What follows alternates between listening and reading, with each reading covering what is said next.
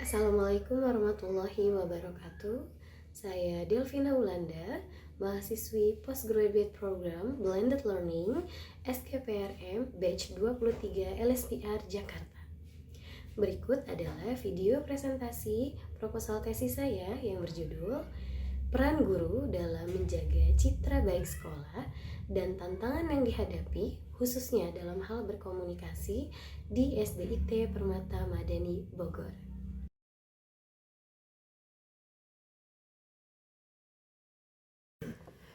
Dalam Undang-Undang Nomor 14 Tahun 2005 tentang Guru dan Dosen, Bab 1 Pasal 1 bunyinya adalah Guru adalah pendidik profesional dengan tugas utama mendidik, mengajar, membimbing, mengarahkan, melatih, menilai, dan mengevaluasi peserta didik pada pendidikan anak usia dini, jalur pendidikan formal, pendidikan dasar, dan pendidikan menengah.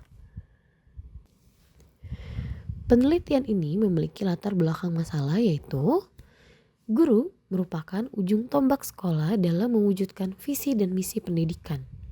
Jika sekolah tidak mau gagal, guru tentu tidak boleh mengabaikan apalagi meniadakan tujuan pendidikan.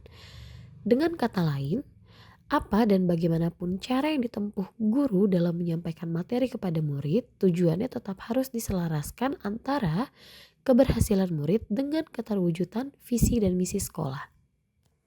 Salah satunya yaitu guru menjaga citra baik sekolah.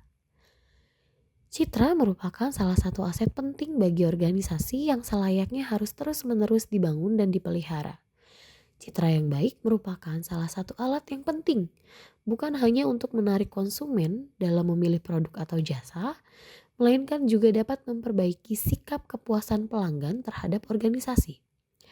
Citra senantiasa berhubungan dengan publik atau khalayak luas. Kesan dan pengetahuan mereka mengenai organisasi akan membentuk citra organisasi tersebut. Menurut Kaz, citra adalah cara pihak lain memandang sebuah perusahaan, seseorang, suatu komite, atau suatu aktivitas.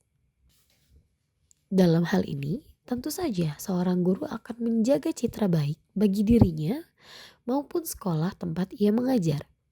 Citra diri yang baik akan menumbuhkan tingkat kepercayaan yang tinggi terhadap apa yang mereka sampaikan dan sebaliknya.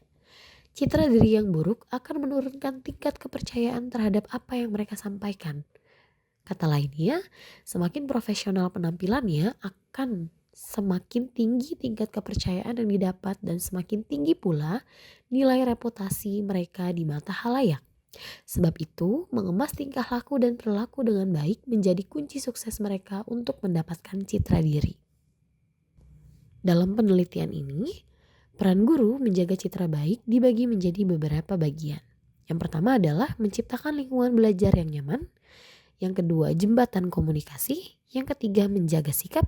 Yang keempat, mengelola hubungan. Dan yang kelima, mewakili sekolah sebagai public figure. Yang pertama yaitu menciptakan lingkungan belajar yang nyaman. Dengan keterampilan komunikasi yang mumpuni, guru dapat menciptakan lingkungan belajar yang nyaman dan kondusif, yang pada gilirannya memengaruhi persepsi publik terhadap sekolah tersebut. Jembatan komunikasi. Guru adalah penghubung utama antara sekolah dengan berbagai pemangku kepentingan, terutama siswa dan orang tua. Komunikasi yang efektif dari guru membantu menyelaraskan tujuan pendidikan antara sekolah dan keluarga. Sikap yang dilakukan guru baik di dalam sekolah maupun di luar sekolah tentu saja akan menjadi perhatian untuk orang-orang di sekelilingnya. Untuk itu, setiap guru harus menjaga sikap dan perilakunya baik saat sedang mengajar ataupun di luar jam mengajarnya. Kemudian ada mengelola hubungan. Guru bertanggung jawab membangun dan menjaga hubungan baik dengan orang tua, komite sekolah, dan masyarakat. Hal ini penting untuk mendapatkan dukungan dan kerjasama dalam menyukseskan program sekolah. Selanjutnya adalah mewakili sekolah sebagai public figure. Guru adalah figur publik yang dilihat dan ditiru oleh siswa.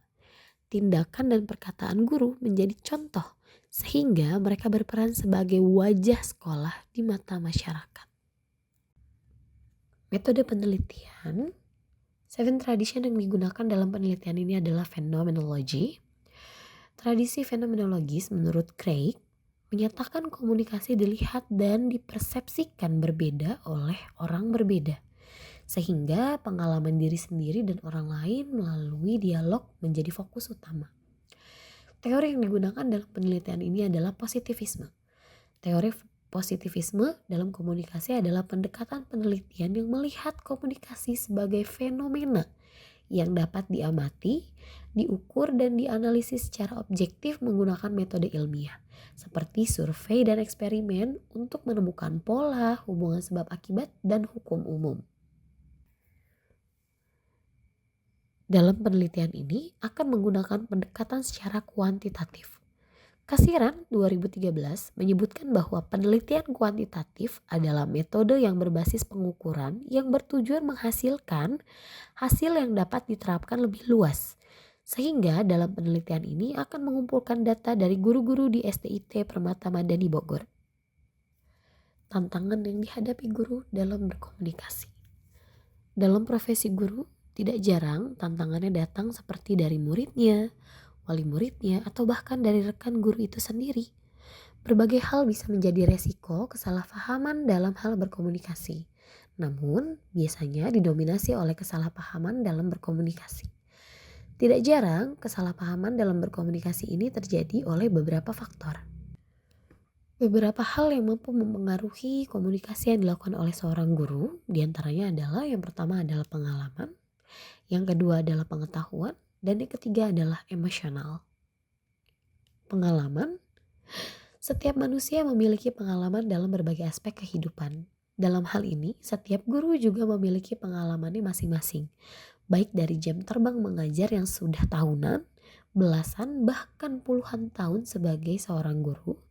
Bisa juga diukur dari pengalamannya menghadapi berbagai tingkah pola anak-anak yang pernah diajarnya, hingga pengalaman hidupnya sendiri. Perbedaan pengalaman yang dimiliki oleh guru dan wali murid terkadang menimbulkan perselisihan. Yang kedua adalah pengetahuan. Pengetahuan dalam mendidik anak juga menjadi pengetahuan yang terus berkembang. Seperti apa yang dikatakan oleh Ali bin Abi Thalib, yaitu didiklah anakmu sesuai zamannya. Artinya didikan yang kita terima pada saat itu belum tentu masih relate saat kita gunakan untuk mendidik anak-anak zaman sekarang. Dan yang terakhir adalah emosional. Guru dan wali murid tentu saja hanya manusia biasa yang terkadang memiliki masalah dengan emosionalnya masing-masing.